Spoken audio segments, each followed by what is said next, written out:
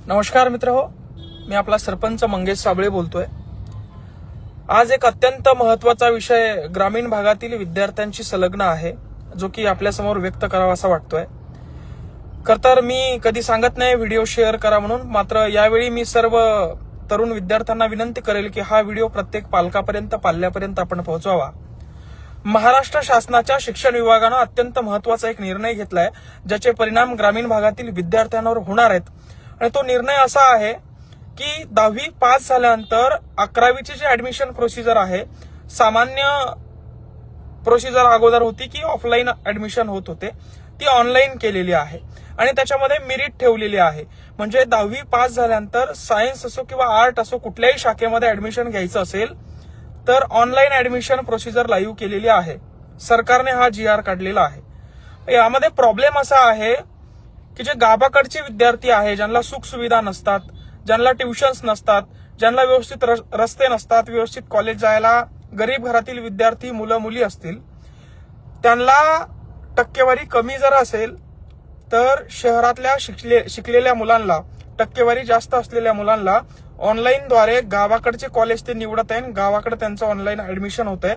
मात्र गावाकडचे जे गावरान पोरं आहे ते तसेच राहत आहे। यानं काय होतंय, जो पालक आपल्या 10वी पास झालेल्या मुलीला, उदाहरणार्थ खामगावचं कॉलेज आहे, पाथरीचं कॉलेज आहे, गेवराईचं कॉलेज आहे, तालुक्यातल्या कॉलेजचं नाव सांगतोय, तिथं ऍडमिशन घेऊन 11वीला ऍडमिशन करणार होते, ते आता ऑनलाईन शिटीतल्या मुलांनी ती जागा त्या ग्रामीण भागातल्या मुलाच्या कॉलेजची घेतल्यामुळे या ग्रामीण भागातल्या विद्यार्थिनींना, गरीब घरातील लेकरांना नाविलाजानं शहरातील कॉलेजमध्ये जागा कोटा शिल्लक राहिला म्हणून तिकडे जावं लागणार आहे। सरळ सरळ प्रोसिजर लक्षात घ्या। शासनानं ऑनलाईन पद्धतीने 11वीचं ऍडमिशन सुरू केलंय, पण शहरातले मुलं शहरामध्ये ट्युशन लावणार, तिथं शिकणार आणि कॉफी सेंटर आहे म्हणून गावाकडे ऍडमिशन घेणार। या गावाकडच्या मुलांना ट्युशन नव्हतं, यांना मार्क कमी पडले, मेरिटवर मार्क कमी असल्यामुळे यांना इकडं गावाकडच्या कॉलेजमध्ये ऍडमिशन भेटणार नाही। नाविलाजानं कोटा शिल्लक असलेल्या कॉलेजमध्ये, सिटीमध्ये गावाकडच्या पोरींना जावं लागेल आणि तिथं ते जाऊ शकणार नाही। म्हणजे जे वडील 10वी पास झालेल्या मुलीला गावाकडच्या एखाद्या कॉलेजमध्ये ऍडमिशन करून 11वी 12वी शिकू इच्छितात, ते आता तसं करू शकणार नाहीये।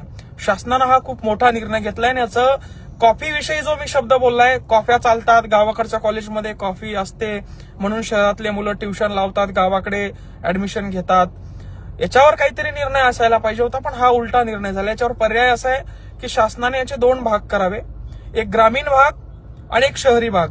म्हणजे शहरातल्या राहणाऱ्या मुलांना फक्त शहरातल्या कॉलेजमध्येच ऍडमिशन घेता आलं पाहिजे आणि ग्रामीण भागामध्ये जे आहेत ज्याच्या त्याच्या इच्छेनुसार त्यांना ऍडमिशन घेता आलं पाहिजे।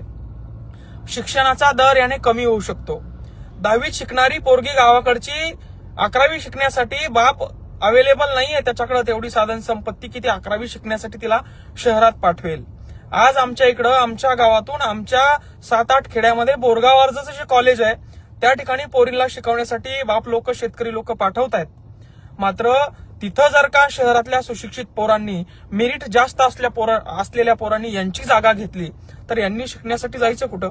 यांना सुख सुविधा नाहीये, यांना ट्युशन नाहीये, यांचं मेरिट कमी आलंय, यांना शिकायचं तर आहे, नाविलाजानं यांना शहरामध्ये शिल्लक कोठा राहिलेल्या खाली पडलेल्या कॉलेजमध्ये ऍडमिशन घ्यावं लागेल। साधी आणि सोपी प्रोसिजर आहे। मात्र ग्रामीण भागातल्या विद्यार्थ्यांवर याचा खूप मोठा परिणाम होणार आहे। शासनानं कॉफी सेंटर असलेले कॉलेज स्ट्रिक्ट करावेत। CO साहेबांनी किंवा कलेक्टर साहेबांनी कॉफी सेंटर असलेल्या कॉलेजवर धाड टाकावी। मात्र असं न करता ऑनलाईन प्रक्रिया चालू केली। याच्यामध्ये आरक्षण देखील आहे, कोठे ज्याचे त्याचे फिक्स आहे आरक्षणामध्ये। EWS आरक्षण आहे, 10% पोरं त्याच्यामध्ये जाणार आहे, बाकीचे जे आहेत त्यांना इकडे तिकडे भटकावं लागणार आहे। आणि गाव खेड्यातल्या, मी आता या लाईव्हच्या माध्यमातून सांगतोय, गाव खेड्यातल्या विशेषतः मुलींसाठी हा अत्यंत धक्कादायक निर्णय आहे। ज्या ठिकाणी 10वी पास झालेले 100 पोरं 11वी मध्ये त्याच कॉलेजला ऍडमिशन घेत होते, त्या ठिकाणी आता शहरातले हे पैसे असलेले मातब्बर लोकांचे पोरं सिटीमध्ये ट्युशन लावणार, सीएटीचं ट्युशन लावणार आणि गावामध्ये कॉफी सेंटरला ऍडमिशन घेणार. गावामध्ये कॉफी चालते, कॉफी सेंटर असते, हे मी याच्यातून मान्य करतोय. सरकारला हे कॉफी सेंटर चांगल्या सेंटरमध्ये तब्दील करता आलं नाही म्हणून हा निर्णय घेतला आहे. शहरातले कॉलेज बंद पडत होते, शहरातले मुलं खेड्यात ऍडमिशन घेत होते म्हणून शासनानं हा निर्णय घेतला असं कुठेतरी जाणवतंय. मात्र याने ग्रामीण भागातल्या तरुणांवर खूप मोठा परिणाम होणार आहे.